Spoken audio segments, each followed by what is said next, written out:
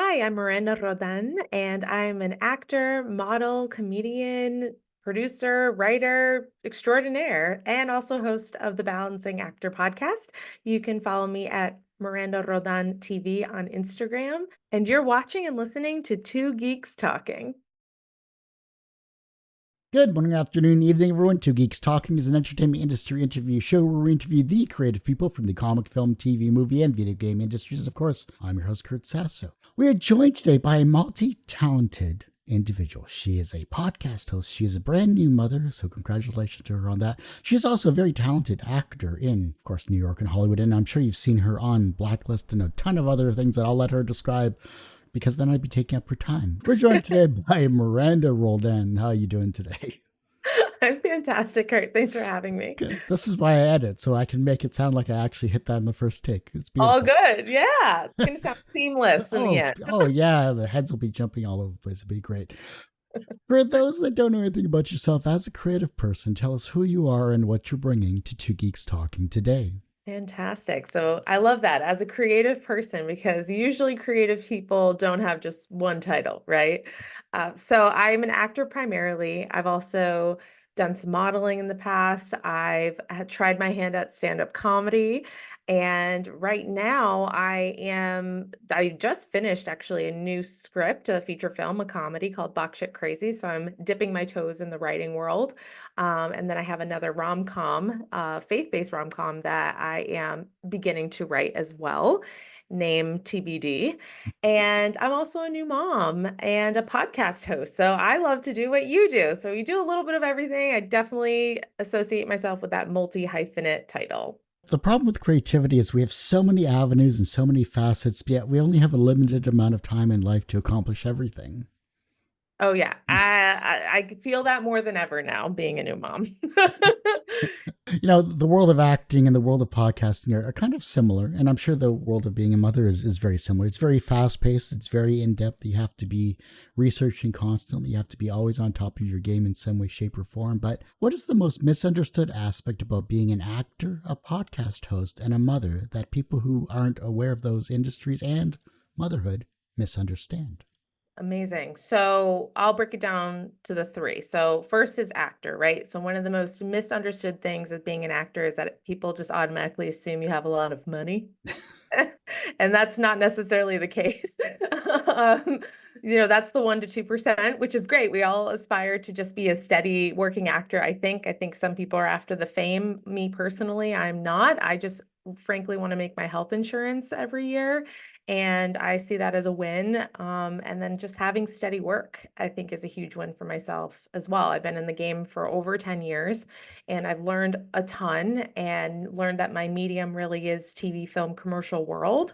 I love theater too, but again, like you said, it's hard to juggle a lot and theater takes up a lot of your time. So I respect it. I love going to the theater. I'll even if I get a, wild hair, I will do something that like really calls to me in the theater space, but for right now my focus is TV film. Some years I do have a lot of money and other years I don't have a lot of money, like the last past year where a lot of actors were on strike. So it's a humbling experience to say the least. The next is one of the most misunderstood things from being a podcast host. I think people automatically assuming they could just be on your show.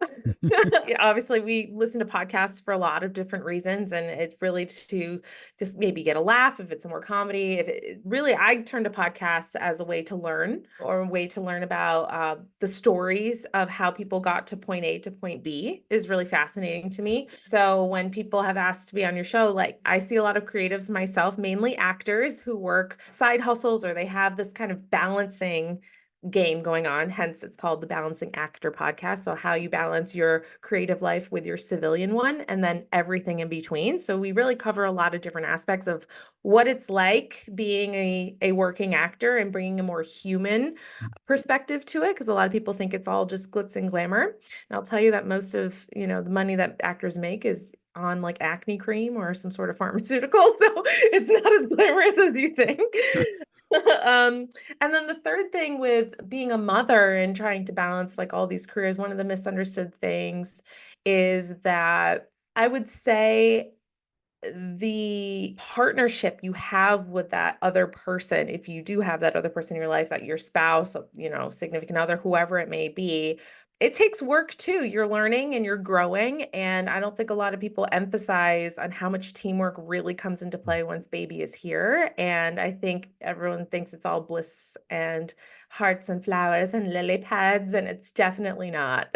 But there's so many beautiful moments in between, and I feel like I am just not the same person now that I've become a mom, and it's for the better, and it's a love that you cannot describe. I don't know if you have children, Kurt, but it's truly unconditional, and that is what I've learned, and it's just expanded my heart and bring more depth to my creativity. The fact that you have a great podcast, I've listened to a few episodes there. The fact that you dive into the behind the scenes of being an actor, and the fact that you're bringing, of course, your motherhood into some of your episodes as well. I think that's a great combination, because I'm sure there's many actors and actresses out there that are dealing with children, either brand new borns or, into the teenage years. I'm sure this is going to be a wonderful series overall as the podcast evolves and as your life evolves with your children. So the fact that you have these unique challenges coming forward and unique experiences, how is that going to help and maybe hinder your creativity as a person? It's a great question. Okay.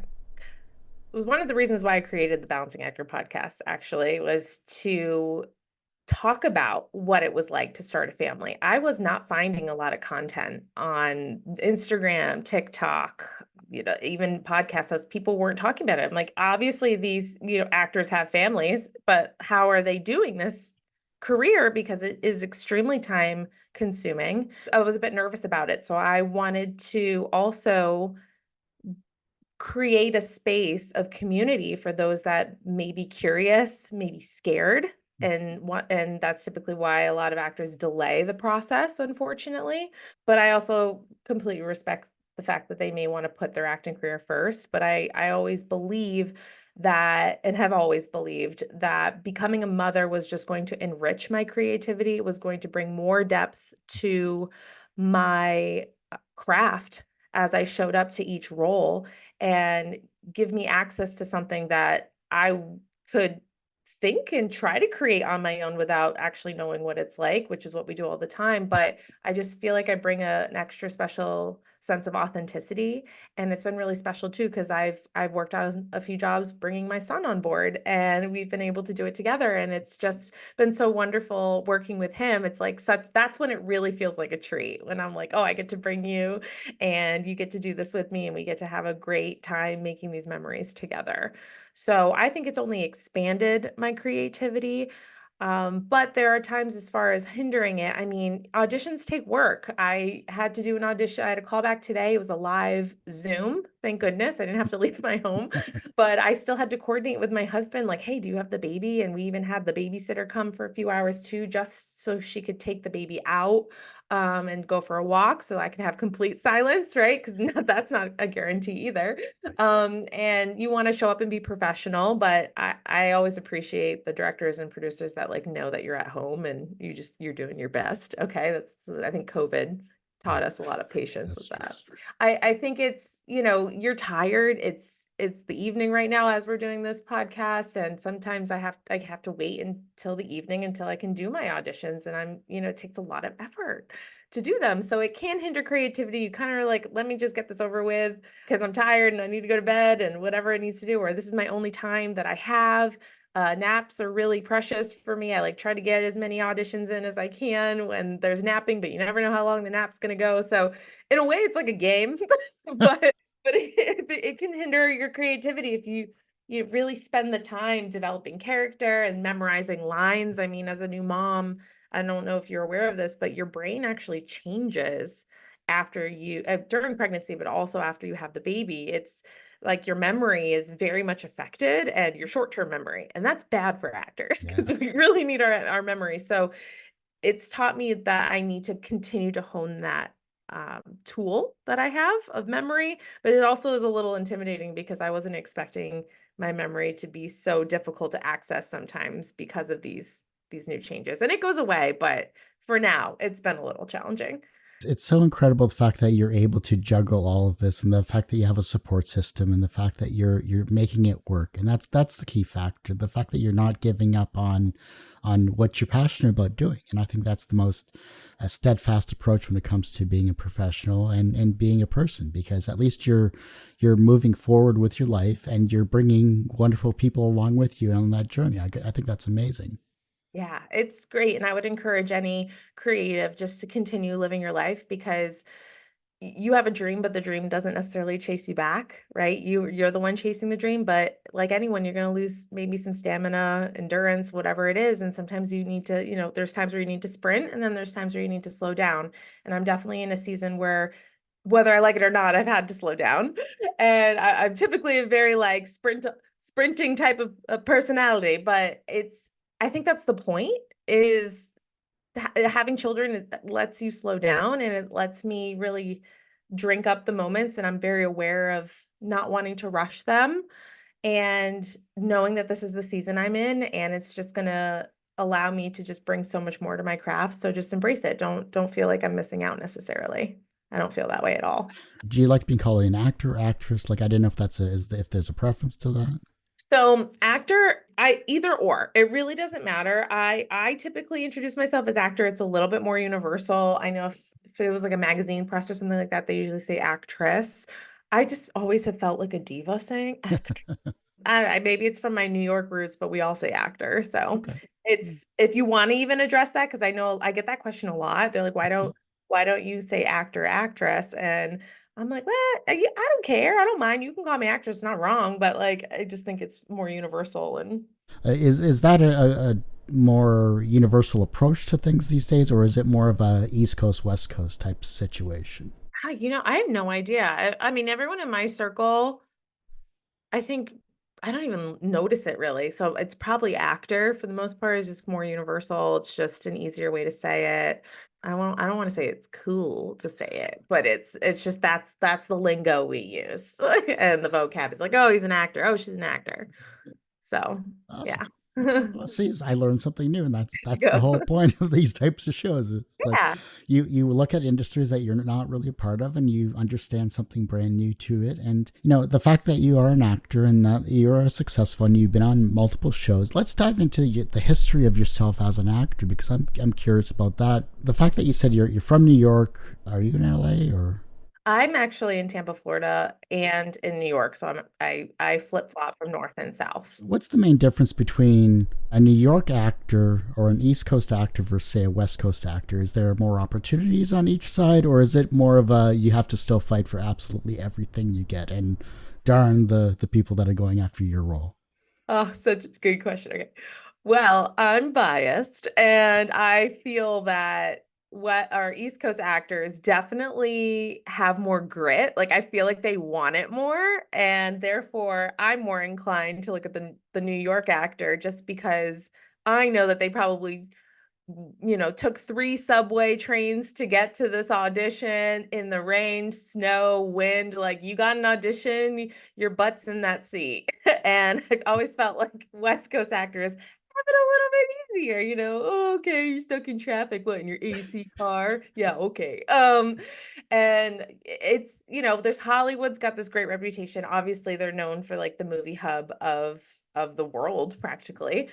I think that when you throw a stone, you have an actor, you can hit an actor. What's the expression? You swing a cat and you can hit an actor, one of those crazy Something like expressions. that, yeah. So there's a lot of oversaturation in the West Coast, where in New York, you don't know necessarily what you're getting. You could get a Broadway actor, you could get a dancer, you could get a TV film actor, you could get a bum on the subway, you could hit a family, a dentist, like whatever. Like it's such a mix. And I found that that's what I loved about New York. And I would love to check out LA and like really be there at some point, just so that I can say that I would have been there. But I'm just such an East Coaster through and through. So I don't really want to leave. I'm like perfectly happy and content on this coast at the moment, but we'll go out there if we need to. So I think the biggest difference is New York has a lot more variety. So if you want, and it's easier to get to places too. So if you wanted to go see a Broadway show, but then also go to an acting class, you can probably do that, or vice versa, and then go grab some pizza and meet with some friends and, go do something else. And where in LA, you pretty much need to pick like one thing that you're doing that day, just because everything's so spread out and far, and Mhm. that's about it. So, I'm sure it has its pluses. Obviously, they have great weather. If you really want TV opportunities, a lot of stuff is shot out of LA. However, I have to say, New York procedurals run strong. Law and Order SVU running strong. I don't know, what are they on, like season 25 at this point? Feels like Um, 40 at this point. I there mean, might be, because I think I was season 20, and that was in 2018. So it's just like wild. Like it just, Dick Wolf, thank you for employing all of these actors. We really appreciate it. So like I love my New York procedurals, but like Hotlanta is right around the corner. They've got all the Marvel movies that are coming through there. They have a lot of like really great series. Ozark was shot out of there. I mean, so watch out, LA, because it's not just LA anymore. And I'm excited because I think that we should be able to have these movie hubs and TV hubs in different places, because one, you get a lot of great talent and different talent. And two, it just goes to show that you don't need to all move to LA to or be, New York. or New York to be Yeah. successful. Exactly. Exactly. Well, being Canadian, the fact that Toronto is really the major hub for all television and film, whether you're from a U.S. production or Canadian production, it's pretty much Toronto is every single Hallmark movie ever made Hmm. when it comes to the holiday seasons there. So I know. I'm waiting. I auditioned for a couple in Canada, and I'm waiting nice. to book one just yet. But that, we, who doesn't love a rom-com? I mean, I'm sure there's plenty of people who don't love them, but those are also going very strong for many, many years. Thank you, Hallmark, for employing us actors. We appreciate you. I looked it up. The rom com, specifically the Hallmark movie industry, is a $2 billion industry itself. Like it Makes is a lot of sense. crazy strong I these wonder what days. percentage of that are Christmas movies, but that's just they're Christmas themed. It's over 80%. No, Yeah. it's literally Okay. over 80% because that's like Believable. Hallmark itself generated $2 billion just on Christmas movies alone. Wow. Wild. It's Yeah. crazy. Not surprised, but I gotta check off a Christmas themed one. The one I did down here that was shot in Tampa, or the Tampa Bay area, was South Beach Love, Okay. which ironically took place in Miami, but we shot it in Tampa Bay. That one was not Christmas themed, but it's on the list of, things to check off my career goals. So let's look at your career goals here. Have you done stage, screen for TV and film? Like, what is your favorite medium to work on? Is it stage, television, film? Have you done any indies? Like, I'm curious about what really excites you when you look at a script. The actor that's starting out is kind of taking whatever they can get, because it is such an interesting and difficult road to even get on screen. I think one of the misconceptions too that you had asked about earlier is just how much work it takes to even get that 5 seconds of glory on camera. I've done everything. So I've done stage, I've done screen, I've done commercial is my bread and butter. I work a lot of commercial.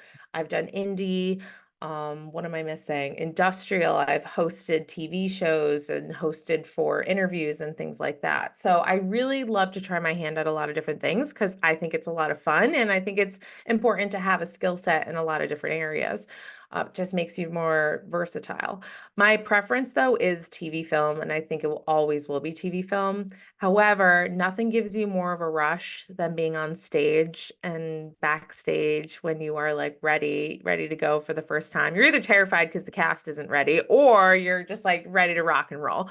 And you're working out the kinks, and it's just you're on your feet, you feel grounded. You're like, this is what true acting really is. It's in the moment. And I think it's beautiful. So for me, and I did what's considered an off-Broadway play. It was at the Theater Row in New York, back in 2016, for a play called Phoenix Rising: Girls and the Secrets They Keep.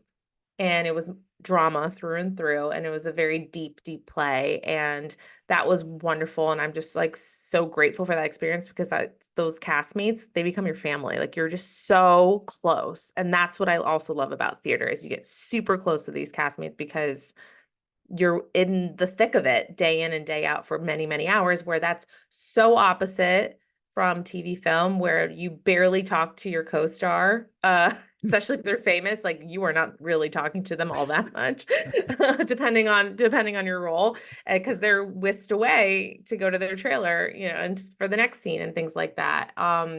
So it's a very different sense of community with both mediums. I happen to like TV film because it's just a variety. I get to play, a newscaster in one thing, and then I get to be a crying maid who snitches and gets confronted by James Spader. I get to, I get to be like a tough detective lady. Like it changes all the time. And I think that for me, it's just really fun to play a lot of different things. So, which is why I like the TV film. I also like that it's lucrative, not gonna lie. Like I can make some good money with like 1 or 2 days of work. So that works really well with my mommy lifestyle now. The interviewing, like you said, I just really enjoy it. I love talking to people from a human perspective and getting the story behind how people got to where they are. I think it's really important to connect and to maintain that community. So I like to do a lot of different things, but my focus the last 10 years or so has really been TV film. Blacklist, James Spader, just an iconic series. I got hooked on that like when it first got started, and the fact that it's on Netflix, I can finally watch the last few seasons of it because I missed out. It's just so incredible seeing these amazing actors that you get to work with and yourself on screen. The fact that it's like, I did that, I was there, I got, I remember the bloopers or the outtakes or something about that, particularly seeing that never made it. But obviously you're always learning in some way, shape, or form. How are you improving not only as an actor but as a person when you get onto a TV and film set? What do you take away from even just a supporting role? I think every day you get to be on set, one, be grateful because it is a treat. The job is auditioning, actually getting on set and filming behind the camera. Like that's the fun part. So I remember and I solidify to be grateful for every single opportunity, big or small. And for those positive actors out there, we never consider any job small, by the way. It's always a win in some capacity. I think every day that I get to be on set is also another day of acting school, if you will. Having been able to see James Spader work off camera was pretty incredible. And by the way, he's a very nice man, but he is Red Reddington through and through. Like that personality, that demeanor, like that's why that role has been so successful for him. And he really runs that ship or runs that show, drives the ship, whatever the expression is. That series is his through and through. And he's got some really complex monologues. And just to see him like work through those and see his craft really come alive and also see the human side of him as well has just been pretty incredible as an actor from the other side. I sit right across from him. You can check the clip out. I'm on season 10, episode 7. And it was just pretty great to be able to work with him. And not only just him, I mean, I've gotten the chance to work alongside Kunal Nayyar, who is Raj from The Big Bang Theory, as you know him. So he was such a sweetheart too. And just to see how he approached, that was a very moody role for him in The Storied Life of AJ Fikry. Very different than Raj from The Big Bang Theory. So I, showed up to set thinking I'm gonna meet Raj, and I met a very serious man at first, and that was his way of getting into his role or his character. And a little while later, I actually saw like the true Kunal, which you never kind of know with actors. Like, who am I getting? I've never met you before. I don't know. And it's a surprise, but such a sweetheart. Like everyone I've worked with, and Christina Hendricks too worked on that film, got to be backstage with her for an hour. Sweetheart, like super cool. We were in this lighthouse in Cape Cod, and it was just, I was like, is this real life? This is amazing. Like, this is exactly how I envisioned my life being. And look at it, it's happening now. So I just feel really lucky. Little jealous, but I'm glad that you get to talk about these things on a show and the fact and your podcast as well, and that you have actors and actresses on the show itself. Everyone usually says, what's the wisest piece of advice or what's the most BS piece of advice that you've ever received? But what is the second wisest piece of advice that you've received that has stuck with you in your career? Okay, the second wisest piece of advice is never take anything personally when it comes to this career. Don't take it personally if you don't book something. There's 1,000 reasons why you didn't book it, and it's not because you were a crappy actor. It could be because you're too tall. It could be because you're not tall enough. It could be because you look too much like the lead. It could be you're prettier than the lead. It could be they went with a completely different race. Unfortunately, like it's just there's so many things. It could be because you're the whole role was cut in general. So it's not up to you to decide why you didn't get the role. Like the fact that you even got it is such a huge win that the alignment of the stars were on your side, because so many decisions have to be made on the back end, and a lot of it is just logistics, honestly. I definitely feel, I didn't know this for sure, but I got a role once because I think I was second tier. Actually, I did know this. I was second tier because I had seen an email that was forwarded from my agent through like the lineage line. And I don't know if they meant to include that in, but like, it is what it is. It's business. I didn't take it personally. I was second tier. I was like, woohoo, first can't do it because they had a date conflict now. And now I get to do it. Awesome. That rolls for me. Which also leads me to a piece of advice that ties into this one, who was given to me by an amazing actress named Christine Horn. She's just been such a fantastic mentor to me, and she's done a lot herself. And just, like there's this expression in Gen Z. I'm not Gen Z. I'm a millennial. Are you a girl's girl or are you a pick-me girl? And that's from like this Love is Blind reality TV show. That's for those listening, you're either rolling your eyes or you're like, yes, I definitely watched that with my spouse, and I'm guilty of it. She's a girls actor. Like she's gonna give you the scoop and wants you to be successful genuinely. And she always said, if it's meant to be, it won't go past you. If the role is meant for you, it will not go past you. And I think that's given me a lot of freedom, emotional freedom, and holding on to like maybe a role that I really wanted and I didn't get, and I could either just beat myself up for it or realize it wasn't mine and we move on and there's something else that may open up. Some people who are more spiritual can also say give it to God, and like sometimes when I'm really nervous going into a callback or like a really big opportunity and I just want to do so well so badly, but at the end of the day I can just show up and do my best, but I got to give it up. If it's mine, it will not go past me. So that would be my second best advice. Yeah. So then, what was an early experience where you learned that language had power? So to support myself in New York City, being a New York City actor, could not support myself alone on the actor payment situation in the beginning. I'm also a dental hygienist, which is a fun fact. And I do that much less now, but I always like to throw that in there because that was really my survival job for many, many years. And I remember getting to New York City, freelancing as a dental hygienist, or they call it temping.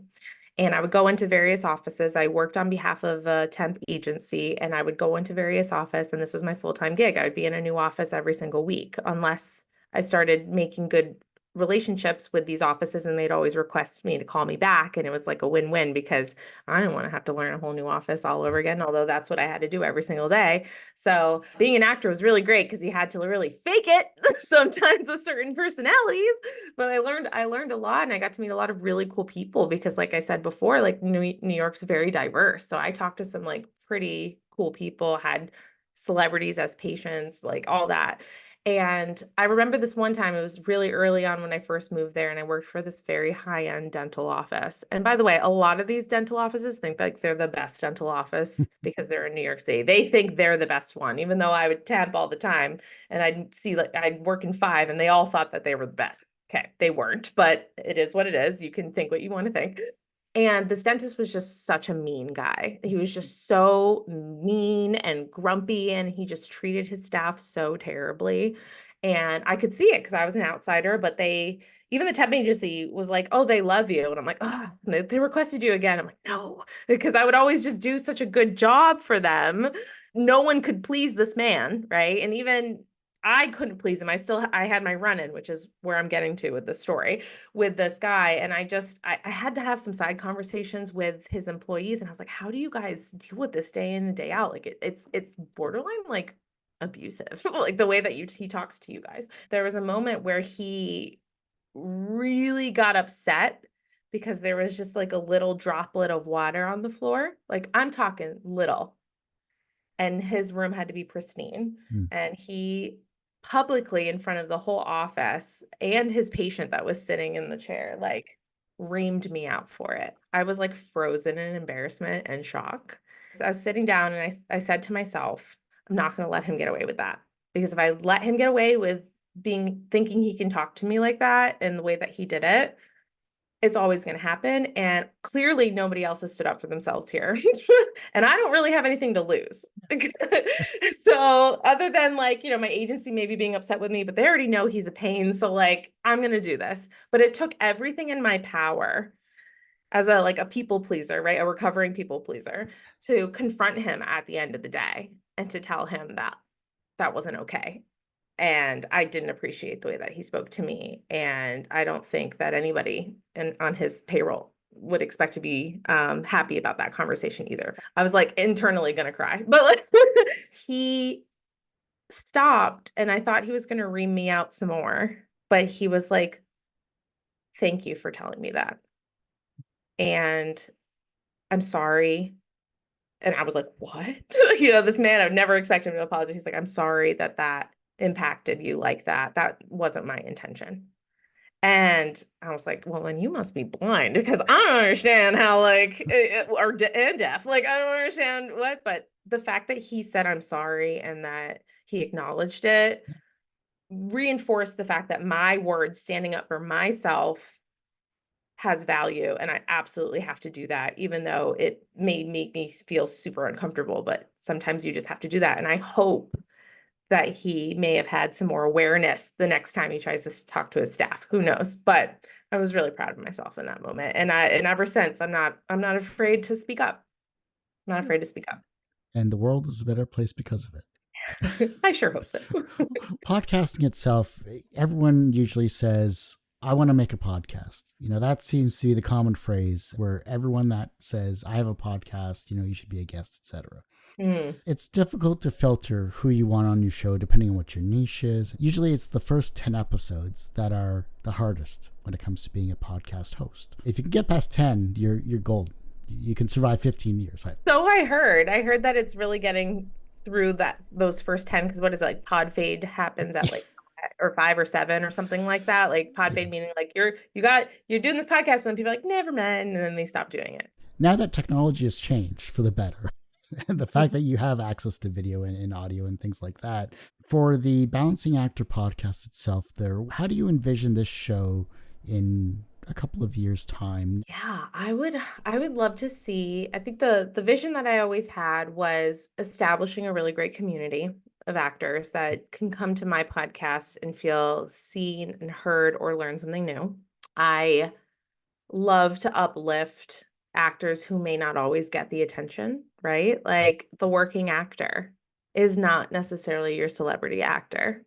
The working actor is the actor where you're like, the person looks kind of familiar. Where have I seen them before? Oh yeah, you're on the tuna fish commercial. Like that's the working actor that I wanna talk to, because how did you get to where you are? What is your side hustle? What is your side gig? Because we know that you have one. Don't fool it unless you do have mommy and daddy's money. But I have yet to talk to somebody who has gone down that path or had that opportunity.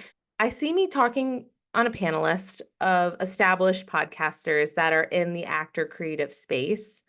I think that I'm leaning more towards health as an actor, like the healthy actor, if you will. I talk a lot about my pregnancy and maternity stuff, postpartum. I think it's super important to bring people in to what it's like in this world and this life so that it can inspire them to have their own family, but also to know what to expect. I'm a huge advocate for advocating for yourself when it comes to the health department, because having been in healthcare, again, I was a dental hygienist, I see a lot of the back end of things, and I know when to call BS, and I know when to call that a medical facility is out there for profit and not necessarily out for the well-being of a person, versus like, do you have options, and what are those options, and what can we explore? So I know that when I realized that you really need to advocate for yourself, I want to spread that message. So I would love to be more in that space, being more of a expert, if you will, or just a person that people come to for advice, invited to panels, invited to, I don't know, parties or whatever it is. Like, I just want to be a positive presence in someone's life when they're listening, whether they're at the beginning of their acting journey or at the end of it or somewhere in between. So when's the workshop? I should have a workshop, right? I should be Yeah. building up to that. I've tossed around the idea, and I feel like I'm kind of working through my own, like I'm learning a lot right now, and it's going to be preparing me for something. And what that is exactly, I'm not sure, but I would love to have some sort of workshop or ability for people to come together and do it. So maybe we set it out as a 5-year goal once we keep building the community, and then have something either in person or online or whatever it is. Yeah, my eyes have been really open to a lot of things I've experienced in the last 5 years myself. So I'd love to share that with others. Maybe a book deal first, and then Sounds good. seminar, kind of like Yes. combo it. Book deal. Love that. Love that for me. As your children grow up, you're slowly writing an omnibus when it comes to mental health and being a working actor in the various decades ahead. Totally. And I think also as a creative, you can't help but think about what mark you're going to leave on the world. Think about all the other artists that they didn't become famous until they were dead, unfortunately. So, like, what are you leaving behind to, one, have your family and your children and your legacy to remember you, next of kin and all of that. And then also the world. What are you leaving behind the world to see? And I think that's why I love watching older films. I love watching actors in their younger days. Like, oh my gosh, look at him, look how, and look at her. She looks fantastic still. And or it's just like so cool to see them in like a small role in the beginning, quotation mark small role, and then now where their career is. It's just fascinating. And like what better time capsule to capture than on film and TV. I think that's also why I'm like really fascinated with it too, is that it lives there forever, exactly as you are in that moment that you're filming it. So it's really cool. And then it'll get remastered into 4 and 8K, and then you'll see every single pore that ever happened on your Yeah, entire and body. even more beautiful. Yeah, yeah.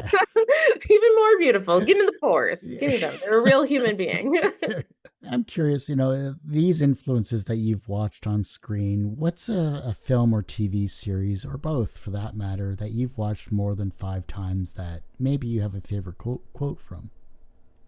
Oh my gosh. Okay. My husband's gonna appreciate this one.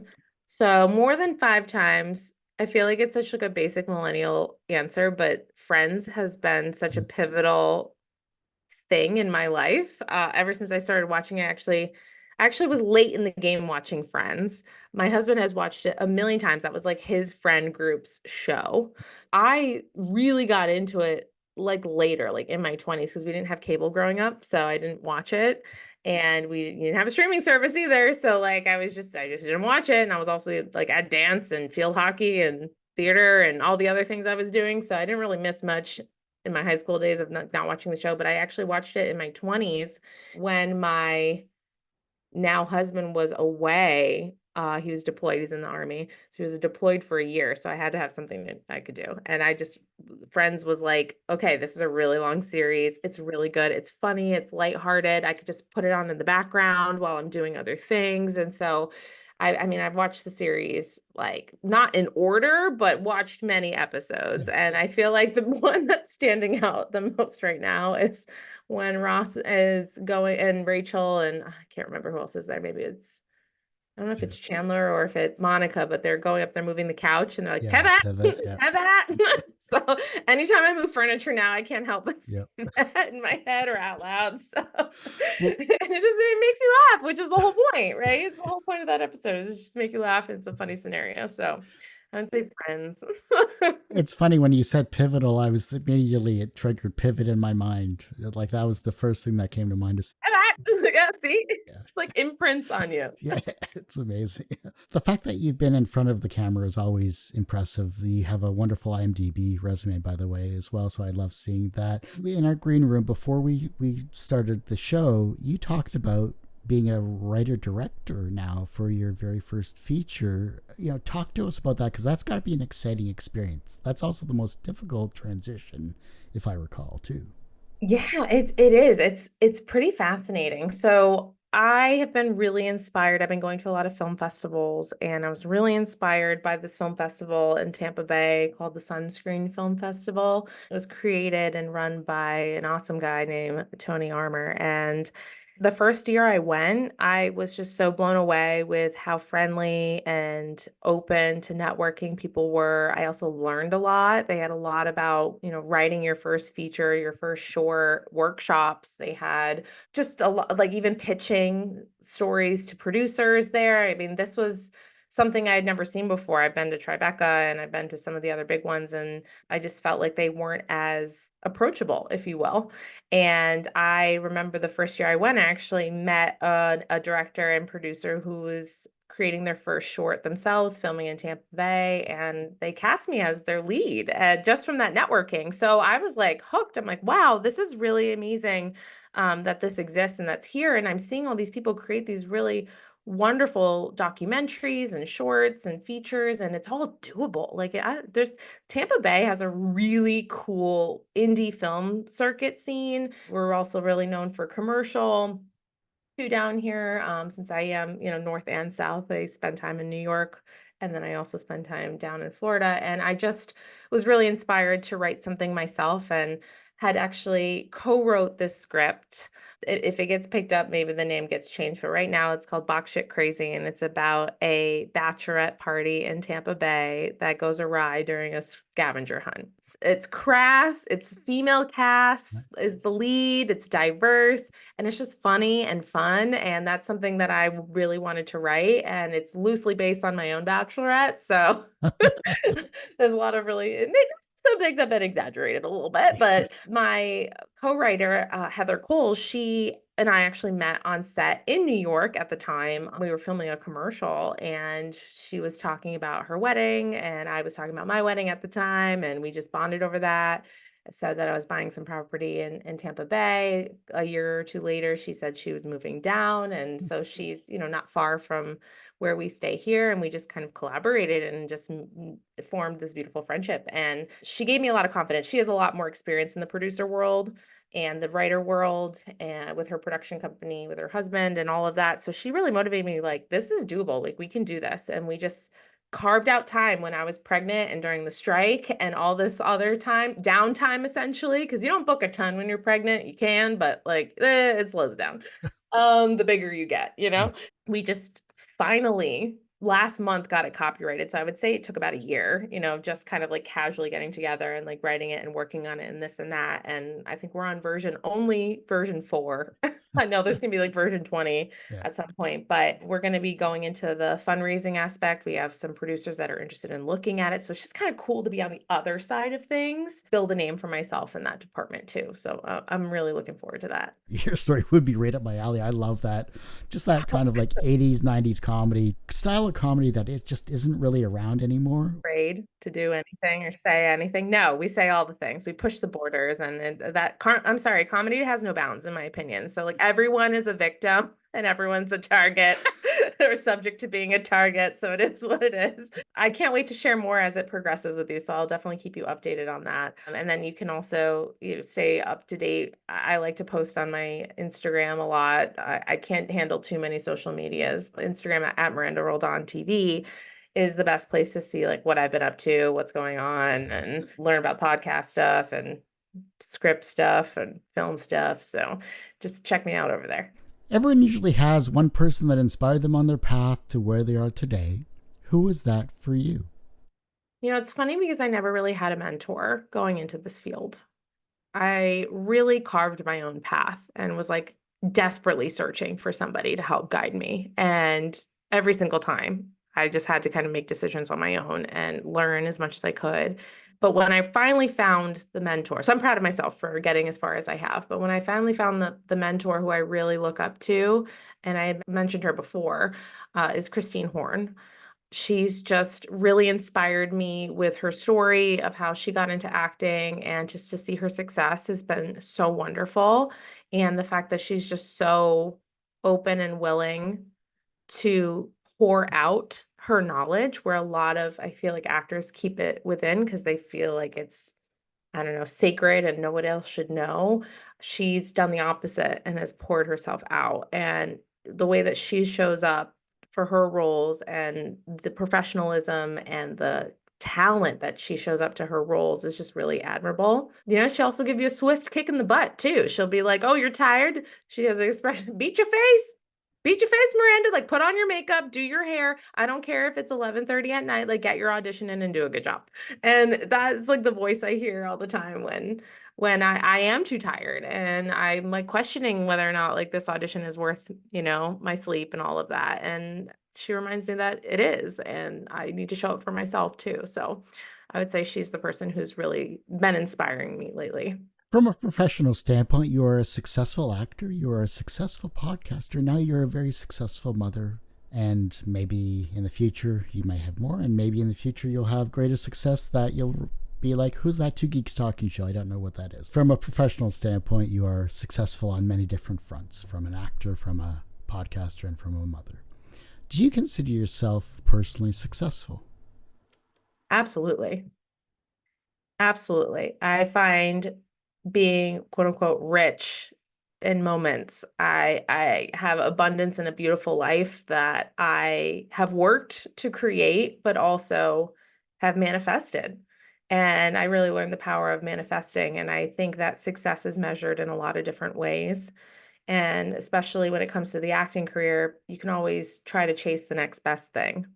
And that's fun, and I love the journey of that, but it also can be very tiring and you do get burned out. And my whole philosophy behind that was just like, if you're starting to get tired and you need to take the break, then take the break. If you need to slow down, then you slow down.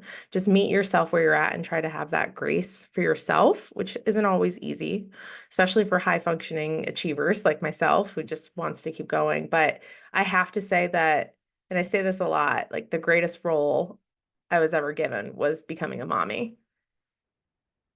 And I have that every day to really kind of ground me and make me feel good about my level of success in my life.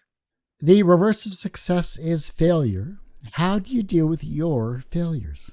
I recently read an article that's titled Fail Better, and it's by Adam Gottsfeld, Gottesfeld. The article was really interesting. You can take a look at it and read it. And basically what the takeaway is for me is taking that chance regardless if you think you're going to fail. Like know that you're probably going to fail. Like it's kind of like, no, you probably won't book this job, but I don't let that lead everything because then I wouldn't get up and do the audition at all. The expectation is like, yeah, I probably won't get it, but I'm not going to let it deter me. And you can view that as a failure. It is what it is. But the failing better is like, okay, what did you learn from that role? What did you learn while auditioning for that role or preparing for that role? Maybe you made a mistake on set and you were really embarrassed or whatever it was. Like you still learned something that day. So it's going to make you a better actor if you continue going forward. So I feel like you could just fail better, but also fail fearlessly, because if you're just scared of failing all the time, you're really never going to get out of bed to do anything at all. So that article was really interesting, and it talks about cold emailing big, huge head honcho CEOs and just like people that you wouldn't ever expect to respond or like even give you the time of day. But you'll be surprised that if you come with a sense of being genuine and you genuinely want to make a connection instead of just getting something from somebody, because that wasn't the point. The point was just trying to establish a connection and get them to, an unreachable person. Like if I was to be like, I want to email JLo, and like actually trying to email her and hoping that she doesn't think I'm a stalker. But these are all the things in my head that I could think of. But like, what if I do get to her? But like, I would have never got to her unless I tried. And maybe I just want to tell her that she's like really inspired me, or whatever it is. Or I really loved her halftime show with Shakira and whatever it is, it's Super Bowl. So for me, it's about failing better and learning from it, and then also not being scared to take a chance out there, because that one chance may be your next opportunity for your role, which may just be your huge breakout role that changes your career forever. The younger generation is looking at your work and they're becoming inspired to be creative in their own way, whether it's as an actor or a podcaster. And the fact that you have the younger generation with you currently, maybe you're going to inspire them on a creative path in some way, shape, or form. How can they inspire the generation that follows them? My suggestion for influencing the generation now is to continue to show up for yourself. And does that mean showing up to finish the book that you're reading, showing up to finish the book that you're writing, showing up to finish the painting, to show your painting off to somebody else? Because that can be terrifying, right? Showing your work and exposing it is always very daunting, but to do it anyways. And you never know what artist or what piece of music you hear that could help heal someone also. So it's really almost selfish if you think about it to not share your gifts with the world, because the next person after them may need to hear exactly the experience you went through, or they may need to see the piece that you created for them to help tell their story. My piece of advice is to really just continue to show up for yourself and stand up for yourself so that generations can continue to be inspired to share their voice. So this is a quote by Marianne Williamson from her book, Return to Love, that has really inspired me. And it says, "Our deepest fear is not that we are inadequate. Our deepest fear is that we are powerful beyond measure. It is our light, not our darkness, that most frightens us. We ask ourselves, who am I to be brilliant, gorgeous, talent, fabulous? But who are you not to be?" And it goes into more, but who are you not to be? All of these amazing things. Don't play small. That's not how we inspire people. That's not how we stay true to ourselves. But most of the time, our deepest fear is that we are powerful beyond measure when we really uncover everything. And I think that's pretty awesome. I can't top that. So, Right? It like hits you hard. yeah, that's Ooh. solid. Mhm. Now, normally what I would do is I would just throw your introduction as the very beginning and leave it at that and would be Mhm. that later. But it looks like I found my new intro for at least your Hey, episode. So there you there go. you go. Like it. If your life was a TV show or a movie, what would its title be? And what would its soundtrack be? This is a fun one. Okay. Well, first of all, it would most likely be like a sitcom because I feel like my life is a sitcom most of the time. It would probably be something like Livin' La Vida Loca with Miranda. And the soundtrack, I mean, Girlfriend's gonna have like a cheesy 80s ballad. Like I could just see myself like probably a cheesy 80s ballad would be the soundtrack, but like it would be immersed in lots of different music as I'm going out and doing my life because half the time I'm like, I feel like I'm watching myself in a sitcom. Like, really? This really is happening right now? It's crazy. And everyone says that the banter between my husband and I is very sitcom like. I mean, we are that couple that just kind of like we're not talking about this issue now. We're talking about it right now. We're not gonna hide it behind doors and like I don't know, it's just very comedic, and that's why I adore him because I can just be my most authentic self with him and he's his most authentic self. So it's a lot of fun. And I feel like the sitcom would probably revolve around that and us trying to be parents that it's Oh. just awkward and you're just doing your best out there. We're having a fight in aisle 6 of the produce lane time cleanup in Yeah, aisle 6. exactly. And then like kicking a rotisserie chicken like down the hall. I don't know. Uh, While spilling applesauce all over you. Like this is like real life. I don't know. well, at least you could get a job with the Buccaneers then as the punt returner or whatever kickoff That would returns. be awesome. That would be awesome. Well, Miranda, I do hate to say, but that ends this particular episode of Two Geeks Talking. I want to thank you so much for being on the show. Thank you so much for having me. This was a lot of fun. Before I let you go, where can we find you? How can we support you? Of course, where is Miranda online and anything else you'd like to promote? Okay, great. So you can find me on my Instagram at Miranda Roldan TV. That's where I have a lot of updates on a lot of different things. And you can also shoot me a little message and I'll say hello.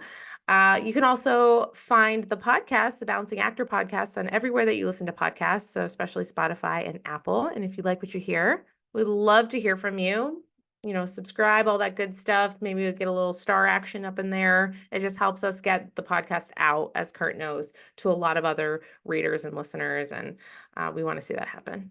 Well, like I said, that ends this particular episode of Two Geeks Talking. You can, of course, find this interview and 1,000+ others on our website, tgtmedia.com or twogeekstalking.com. That's TWO. Website's going through a complete rebuild because it's been forever. So go to our YouTube channel. That's always updated, youtube.com/tgtmedia. The podcast you can find at twogeekstalking.podbean.com or just search Two Geeks Talking wherever you get your podcasts. And as I say every week, everyone has a story to tell. It's up to me to help bring that out. Thanks for listening and watching on Two Geeks Talking.